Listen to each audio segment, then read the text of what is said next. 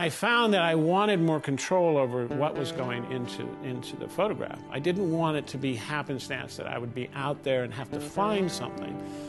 I wanted to make something. And so I gravitated to the studio, and this is 30 some odd years ago, because it was a place that I could control what I was taking a photograph of.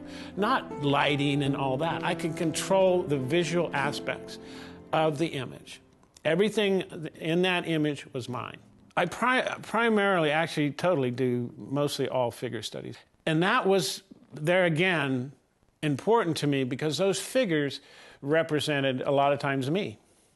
They played my part in that photograph. It just happened to be, they would usually be a woman or mostly always women. But they could, it's a very theatrical process. So they became my muses, my people that pretended to be me in that photograph. I wanted it to be all mine.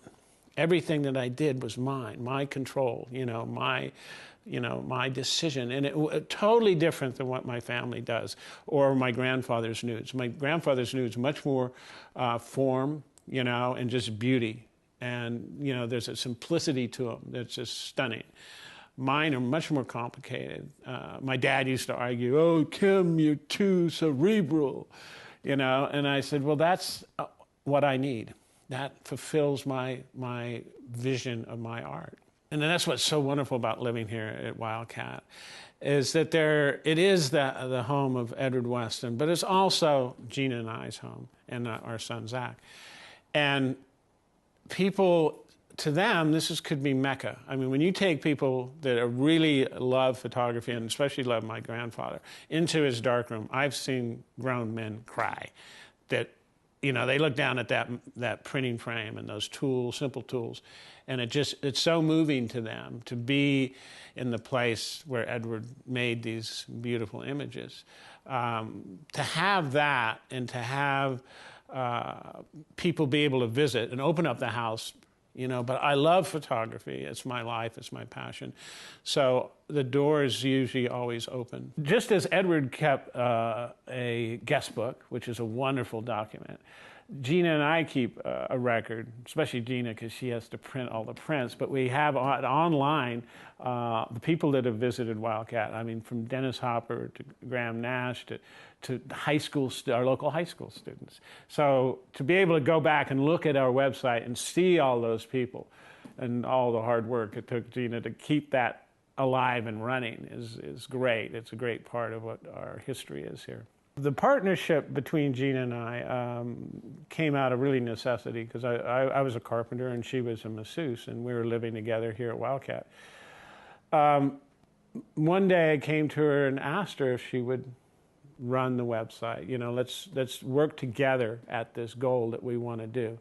And she said yes. Having Gina take over the responsibility of running the business gives me the opportunity and the luxury, basically, to teach our workshops, meet people, and be creative all at the same time. Keep my work going and keep my love for what I do going.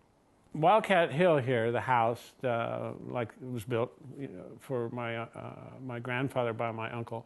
I think it cost $1,000. I remember my Uncle Neil saying, it cost $1,000 to build, and that included his labor.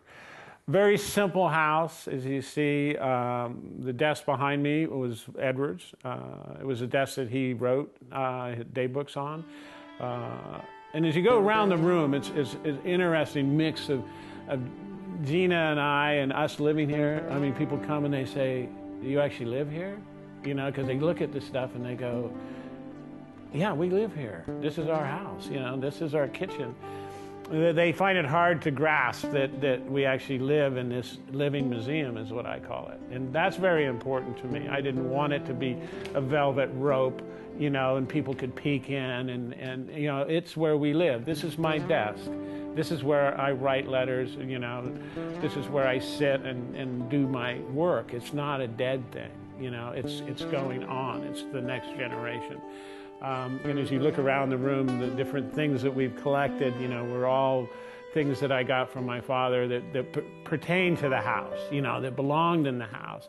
And we kind of keep this end of the house Edward.